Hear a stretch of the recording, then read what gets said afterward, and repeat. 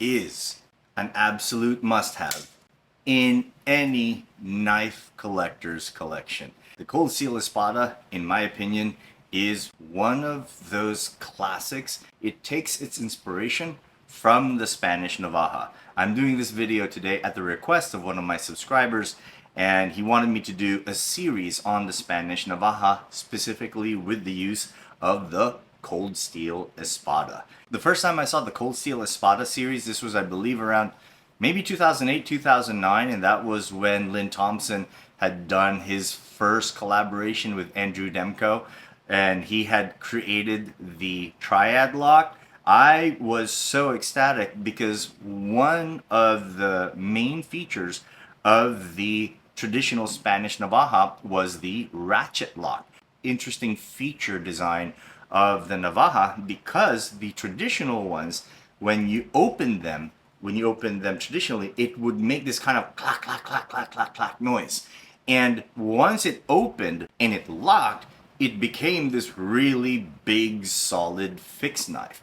One of the features that made it so intimidating was that noise. And, you know, in the Spanish tradition, it sounded like castanets. So in the books that were written by James Loriega about the subject, the first one is called Manual de Baratero, or Manual of the Baratero, and the other one on civilian steel, he makes a good point of this, in that when the Navaja was used in that context and in those days, when you opened it, it made this noise. But I was attracted to it because of that locking mechanism that is not necessarily found in the reconstructions or replicas of the Navajas that you see in Spain today. So when I saw that Demko had made one with the triad lock, I was ecstatic. And those were the days when Cold Steel would be at Blade Show and they'd be hanging off, I think it was upwards of about 1,400 pounds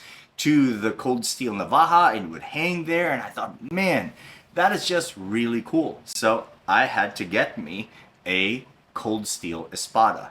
Now, I want to talk a little bit about the knife itself, but of course when I move with it, I'm going to be showing you how I like to move with it using the Spanish Navaja methodology as it was reconstructed by James Loriega. The reconstruction of the Spanish Navaja methodology was, if I'm not mistaken, was a collaboration with Maestro Ramon Martinez, who is the head of Destreza Fencing here in the United States. So he is the foremost authority of Spanish fencing here in the United States.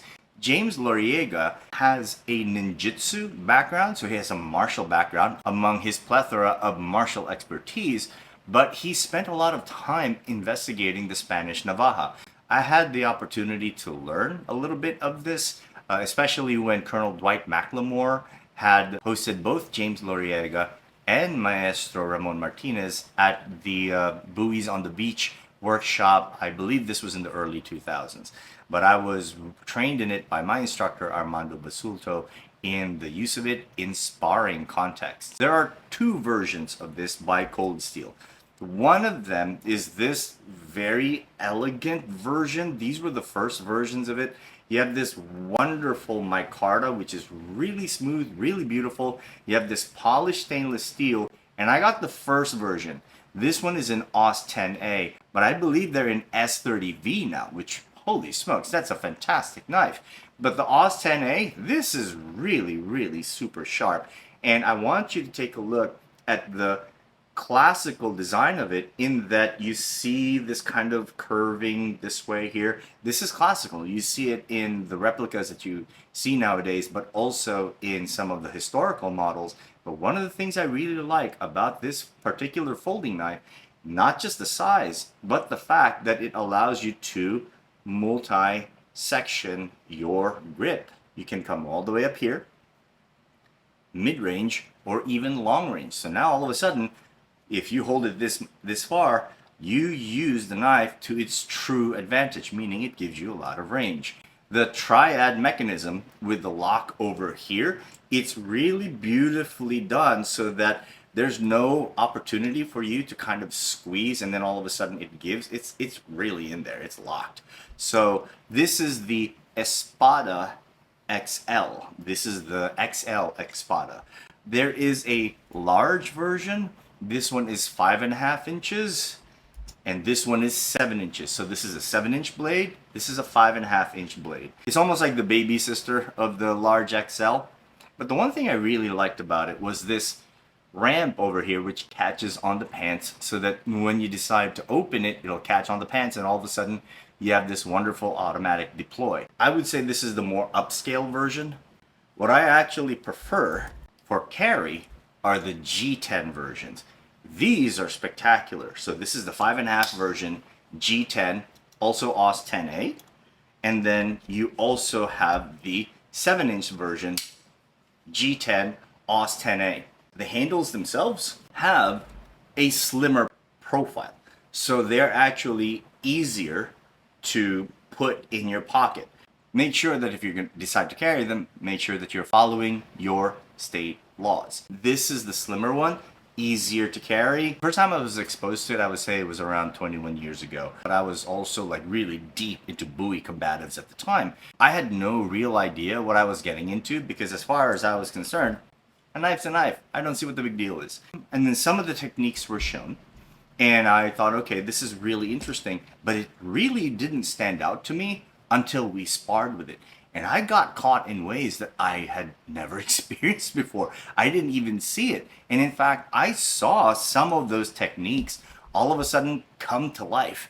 So when we visited James Loriega, when I brought my students to James Loriega's workshop with Dwight McLemore, he was able to show us some of the more interesting features of the Spanish Navaja methodology, which in my opinion makes it extremely unique. It's not just another knife methodology, it's a very different paradigm.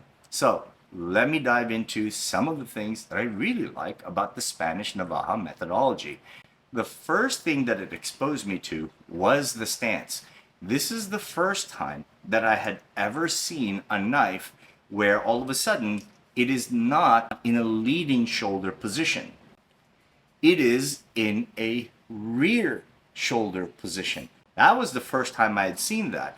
And the reason why it's held in that position is because this is a cloak and dagger methodology, meaning your cloak, I'm using my jacket here, I can wrap it around my arm like so, and I would have my knife in this manner, and this is my shield, and here's my dagger.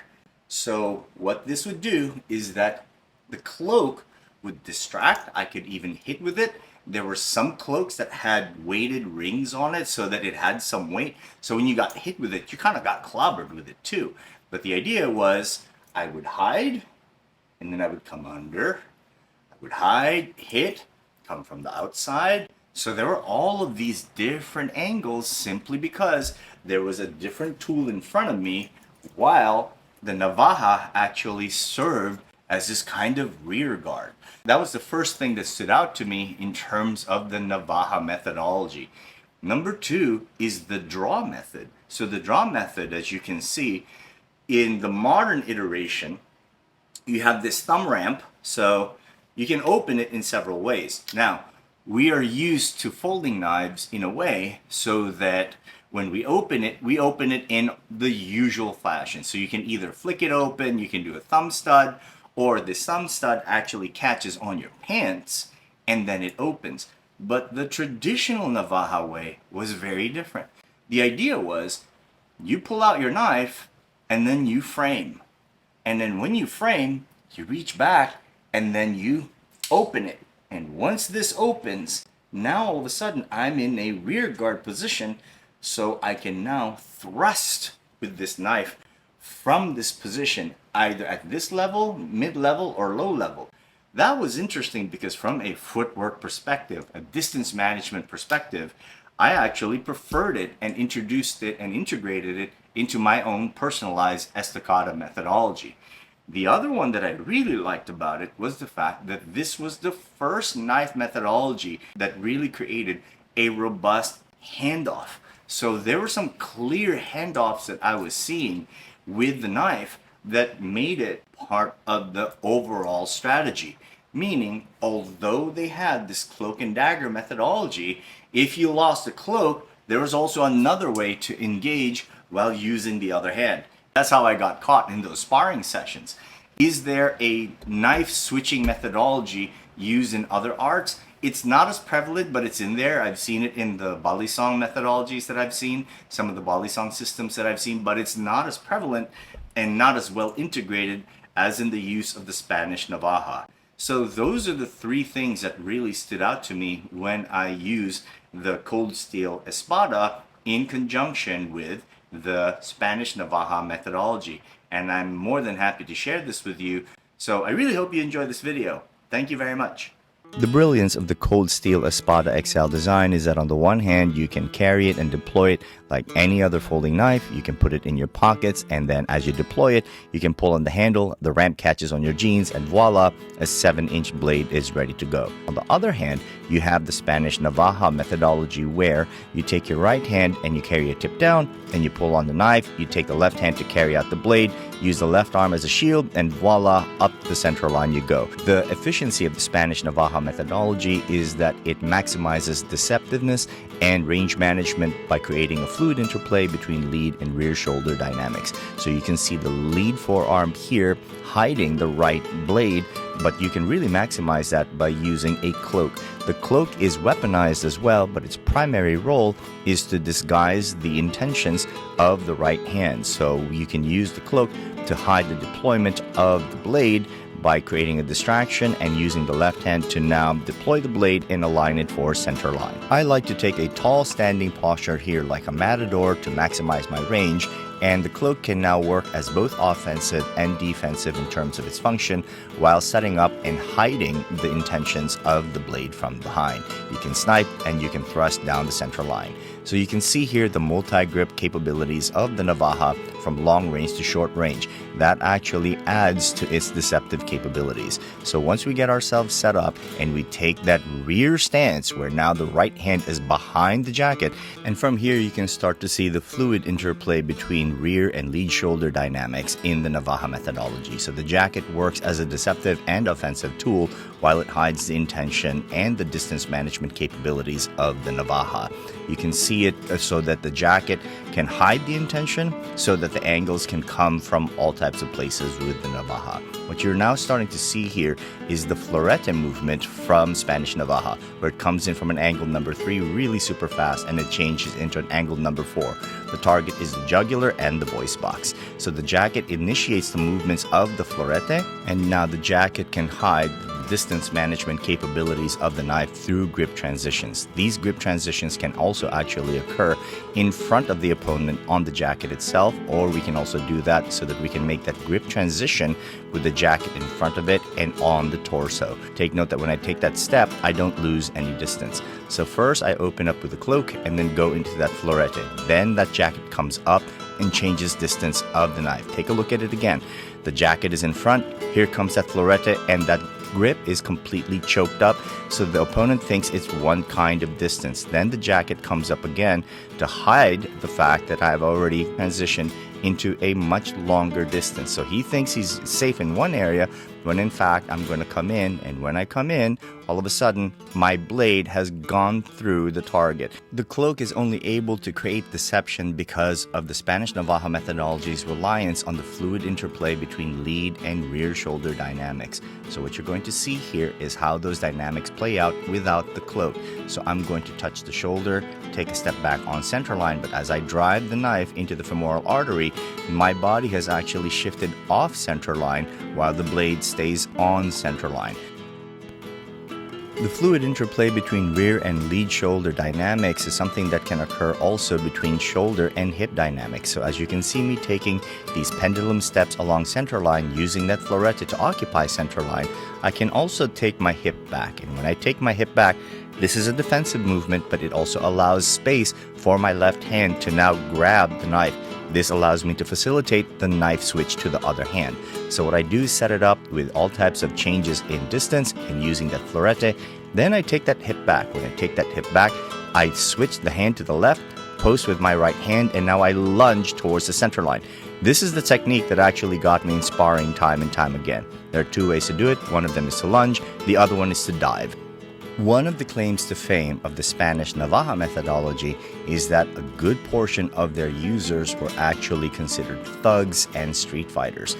So a true exploration of the Spanish Navaja methodology ensures that we stay grounded in our knife fighting methods, making sure that we remain deceptive, using fluid interplay between lead-shoulder dynamics, but also improvising with our weapons. I really hope that you enjoyed this video. Stick around, stay tuned. More videos to come.